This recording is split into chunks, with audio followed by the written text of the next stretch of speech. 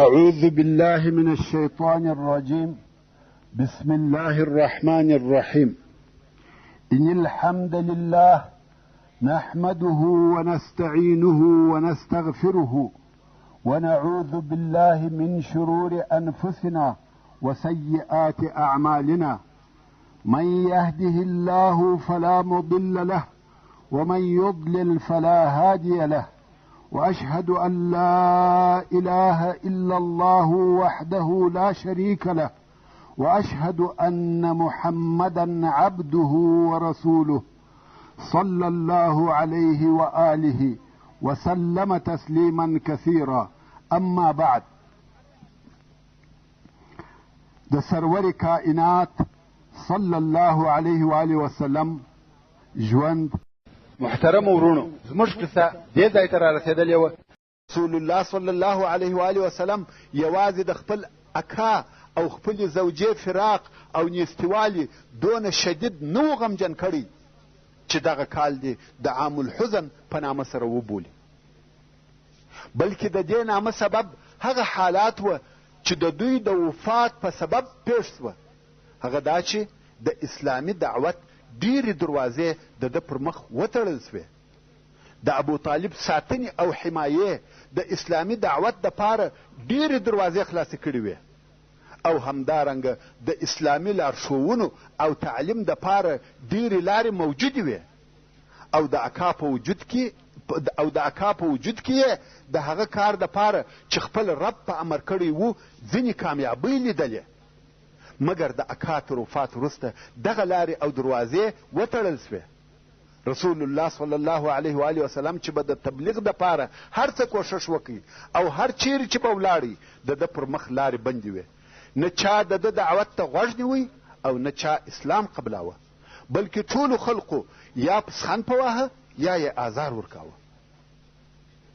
دې به ډېر غمجن کوي چې هغه وظیفه یې نه کړه ادا کومه چې الله عز وجل په مکلف کړی دی. نو د دغه سببه دغه کال ته عام الحزن وویل سو. محترم ورونو، د دغه آزارو او تکالیفو تر اورېدلو وروسته عاقل او هوښیار خلقو ته دا سوال او پوښتنه پیدا کیږي چې د مسلمانانو د دغه تر اندازې زیات ثبات سبب څه شو؟ مسلمانان څه شوه دغه لوړې درجې ته د مقاومت ورسول؟ څنګه یې پر دغه آزارو او تکالیفو چې په اورېدلو سره یې وریښتان شخیږي او زړونه ریږدي صبر کاوه؟ دغسې پوښتنو او سوالو په جواب کې غواړم چې یو څه و هغه عواملو او اسبابو ته اشاره وکم چې انسان ته د دغه صبر او ثبات زغم او مقاومت ورکوي. اول، د دغه ثبات او صبر دپاره عمده او اساسي سبب اول او تر هر څه د مخه پر یوه الله جل جلاله ایمان دی او په حق سره د دغه الله پیژندل دی. ټینګ ایمان چې په زړه ننوځي د غرو وزن لري. د ټینګ ایمان او محکمه یقین پر خاوند چې د دنیا تکالیف هر څونه ډېر لوی او سخت سي، هغه دغه ټوله مشاکل د خپل ایمان په مقابل کې داسې ویني لکه د نړونکي سیل پر سر خاشې. هغه سیل چې لوی بندونه او لوړې کلاوې نړوي، د دغسې ایمان خاوند د خپل ایمان په خوږوالی کې، د خپل یقین په روښنایي کې دغه دنیوي زحمتونه او تکلیفونه نه حسوي او نه پروا په کیږي. د دغه ذکر سوي اصلي او یوازني سبب څخه چې صادقه ایمان دی څو نور فرعي سببونه هم پیدا کیږي چې دغه ثبات او صبر نور هم تقویه کوي. دوهم، داسې قائد او قیادت چې زړونه و هغه ته میلان لري. رسول الله صلی الله علیه و آله وسلم چې د اسلامي امت نه بلکې د ټول بشریت قائد اعلا و. داسې ښایسته خویونه، د ځان پوروالی، ښه اخلاق یې درلوده چې زړونه ورجذبېدل او ځانونه تر قربانېدل. د کمال او پوروالي هغه خویونه پکښې موجود وه چې و هېڅ بشر ته نه دي ورکول سوي. د شرف، خیر، فضیلت، عفت، امانت، صدق او ټول د خیر اوصاف داسې پکښې موجود وه چې دښمنانو یې په هغو کې شک نه درلودی. دوستان او ملګري خو یې څه کوي؟ د ده صلی الله علیه و آله وسلم د خولې څخه هیڅ داسې جمله او کلمه نه راوتل چې د ټولو به د هغه پر رښتیاوالي یقین نه و. تاسې راسئ چې د نمونې پر قسم د دښمنانو حالت ووینو او یو څه خبرې یې واورو چې څونه یې د رسول الله صلی الله علیه و آله وسلم پر رښتیا ویلو اعتماد او باور و. د قریشو د کفارو د مشرانو څخه 3 نفره د شپې په پټه ورتله او د رسول الله صلی الله علیه و آله وسلم د کور د دیواله تر شا یې د ده علیه الصلاة وسلام و قرآن ویلو ته غوږ نیوی او یو په بل نه و خبر. د دغو 3 نفرو څخه یو ابو جهل و، تر څو چې دغه 3 نفره په خپل مابین کې سره رسوا سو. نو یوه د ابو جهل څخه پوښتنه وکړه د دغه په باره کې چې د محمد صلی الله علیه و آله وسلم څخه دې واورېده څه وایه؟ ده ویل څه مې واورېده؟ موږ او د عبدمناف اولادې د شرف په حاصلولو کې سیالي سره کول. که دوی خلقو ته خواړه ورکول موږ هم خلقو ته خواړه ورکول، که دوی د خلقو سره کومکونه کول موږ هم کول، که دوی خلقو ته مالونه ورکول موږ هم ورکول، تر څو چې لکه هغه د مسابقې 2 آسان سره برابر او مساوي وو. خو دوی وویل په موږ کې نبي شته چې د اسمانه څخه وحی ورته راځي او موږ و دغه ځای ته نسو رسېدلی. په والله هېڅکله به نه ایمان پر راوړم او نه به تصدیق وکم. تاسې پوه سواست چې قریشو د قومیت او تربورګلوۍ د ضده څخه ایمان نه راوړي، که نه د رسول الله صلی الله علیه و آله وسلم په صداقت او رښتیا ویلو کې یې شک نه درلودی. ابو جهل به رسول الله صلی الله علیه و آله وسلم ته ویل یا محمد موږ تا درواغجن نه بولو مګر هغه شیان درواغ بولو چې دغه تا راوړي دي.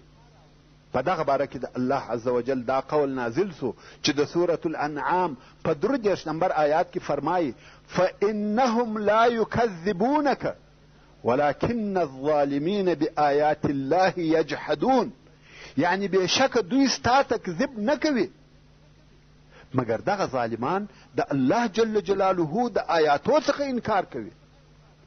یوه ورځ کفارو و رسول الله صلی الله علیه و آله وسلم ته د طواف په وخت کې 3 واره بد وویل. په 3م وار کې رسول الله صلی الله علیه و آله وسلم ورته وویل یا معشر قریش جئتکم بالذبح، ای د قریشو ډلې ستاسې د حلالولو دپاره راغلی یم. د دغه خبرې د بیرې څخه هغه څوک چې ډېر یې دښمن و په زاریو شروع وکړه. دا ولې؟ ځکه رسول الله صلی الله علیه و آله وسلم صادق الامین و. د کفارو او دښمنانو یې د ده پر هره خبره یقین و. کم وخت چې رسول الله صلی الله علیه و آله وسلم پر سجده و او کفارو د ده علیه الصلاة وسلام پر سر هغه د اوښ د نس شیان ورکښېښول او بیا یې دونه خندل چې ځانونه یې نسوای ټینګولی. خو چې رسول الله صلی الله علیه و آله وسلم یوه شرا ورته وکړه د کفارو خندا خو ورکه سوه بلکې پر ټولو غم او پریشاني ښکاره سوه او دا یې یقین سو چې دوی هلاکیږي او بیا هلاک هم سوه. او رسول الله صلی الله علیه و آله وسلم و عتیبه ابن ابي لهب ته شرا وکړه. د هغه همیشه دا یقین و چې د رسول الله صلی الله علیه و آله وسلم د شرا مطابق شی به راته پیښیږي. او کم وخت چې یې په شام کې زمری ولیدی ویل والله محمد مړ کړم او دی په مکه کې دی. او ابی ابن خلف چې رسول الله صلی الله علیه و آله وسلم ته به په وژلو سره وعده ورکول او ورته ویل به چې زه دې وژنم. یوه ورځ رسول الله صلی الله علیه و آله وسلم ورته ویل بلکې زه تا وژنم ان شاء الله. کم وخت چې ابی د احد په ورځ ډېر لږ زخمي سو زموږ په اصطلاح وګژول سو.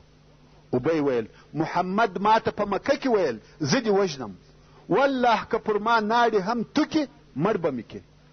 دا قصه به وروسته په تفصیل سره راسي ان شاء الله.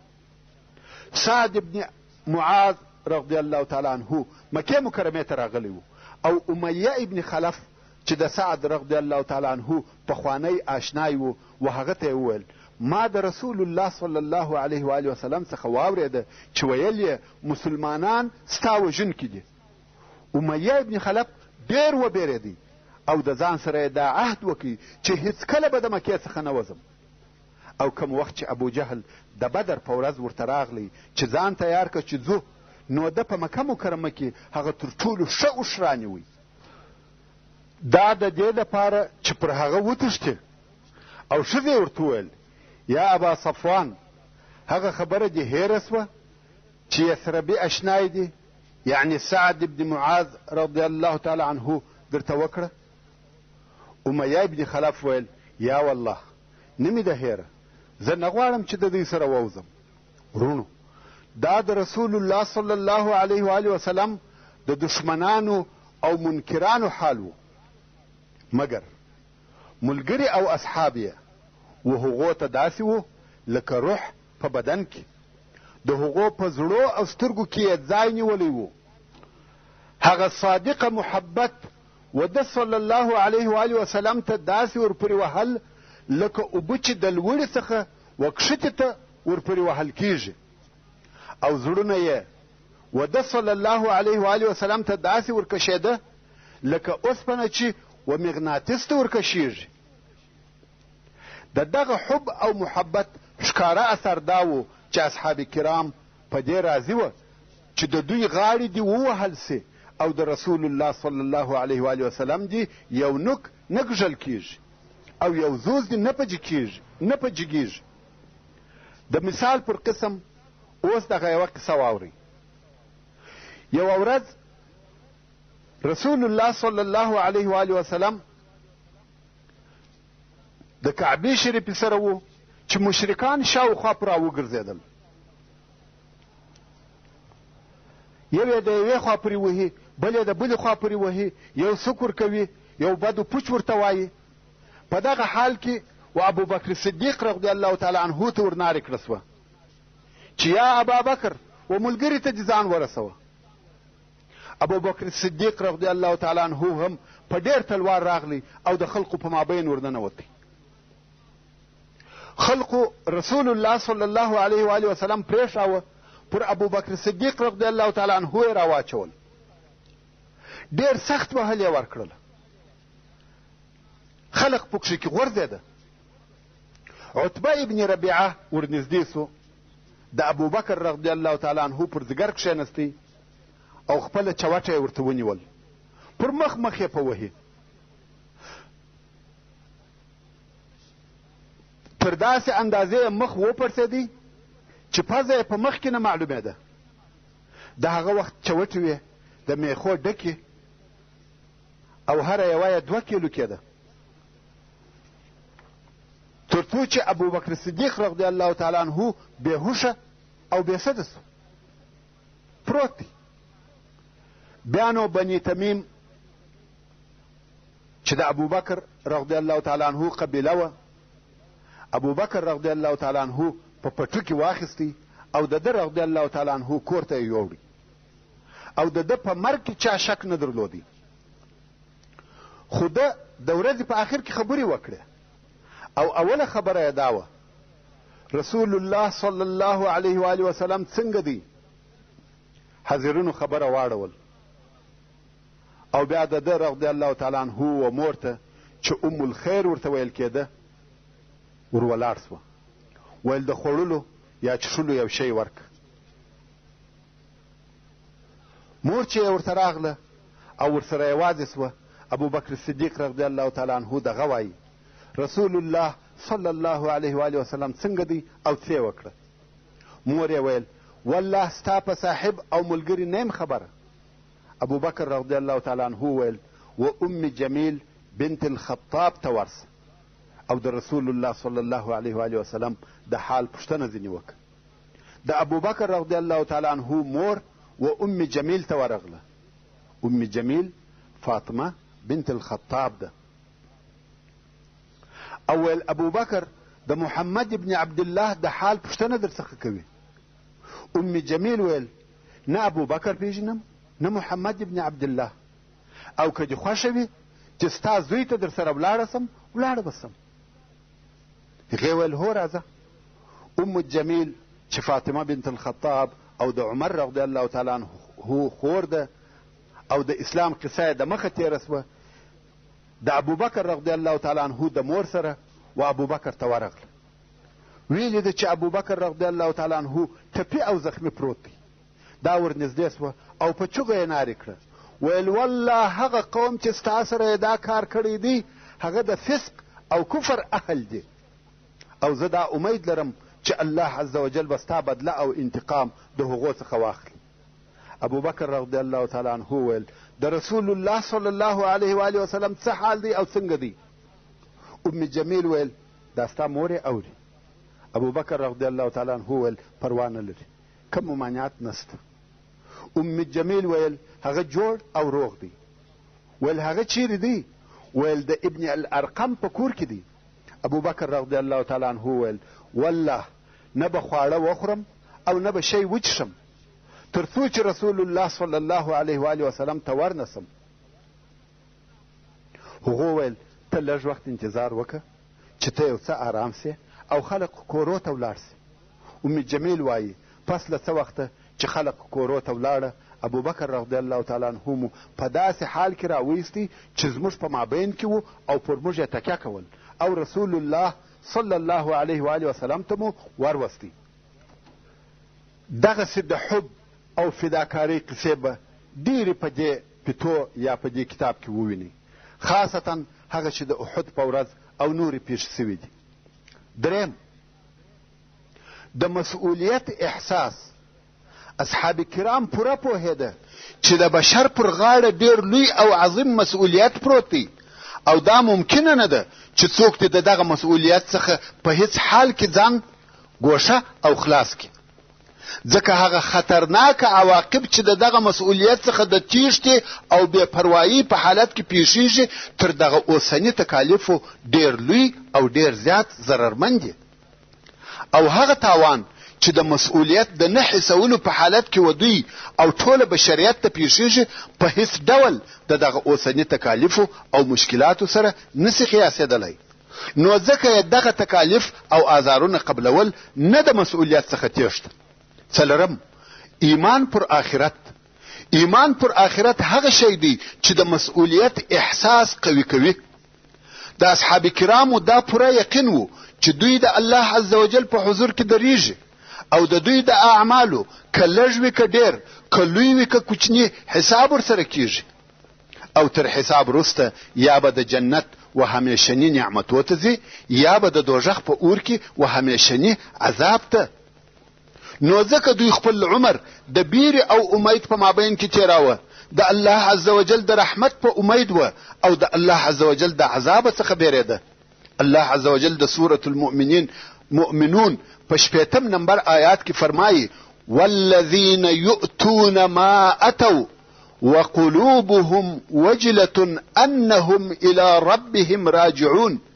یعنی هغه کسان چې ورکوي هر هغه شی چې دوی ورکړی دی، که زکات وي که خیرات، په داسې حال کې ورکوي چې د دوی زړونه د نه قبلېدو څخه بیرېدونکي وي چې بېشکه دوی خپل رب ته ورتلونکي دي. او اصحاب کرام په دې پوهېده چې دا دنیا د خپلو ټولو عذابو او نعمتو سره د آخرت په مقابل کې د غماشي د وزر قیمت او اهمیت نه لري. دغه پوهی او یقین پر دوی د دنیا مشقتونه او تکلیفونه دونه سپکول چې په دغه عذابو او ازارو یې هیڅ پروا نه کېده. پنځم، قرآن مجید. په دغه سختو قهرمنو او ترخو حالاتو کې د قرآن مجید داسې سورتونه او آیاتونه نازلېده چې د اسلام پر مبادیو او اساس باندې حجت او دلائل و او مسلمانانو ته هغه لارښوونې کولې چې د هغو په عملي کولو سره په ټول عالم کې ډېره ښه بشري ټولنه جوړېده چې هغه اسلامي ټولنه وه او د مسلمانانو احساسات پر صبر او استقامت ټینګول او د دغه مقصد دپاره یې مثالونه او حکمتونه بیانول. د مثال پر ډول الله جل جلاله د سورة البقره په 214 نمبر آیات کې فرمایي ام حسبتم ان تدخلوا الجنة ولما يأتكم مثل الذين خلوا من قبلكم مستهم البأساء والضراء وزلزلوا حتى يقول الرسول والذين آمنوا معه متى نصر الله الا ان نصر الله قریب. یعنی ای مومنانو آیا تاسو ګمان کوئ چې تاسو به جنت ته داخل سي او پر تاسو به نوی راغلي په مثل د سختیو د هغو کسانو چې په خوا تیر سوي دي؟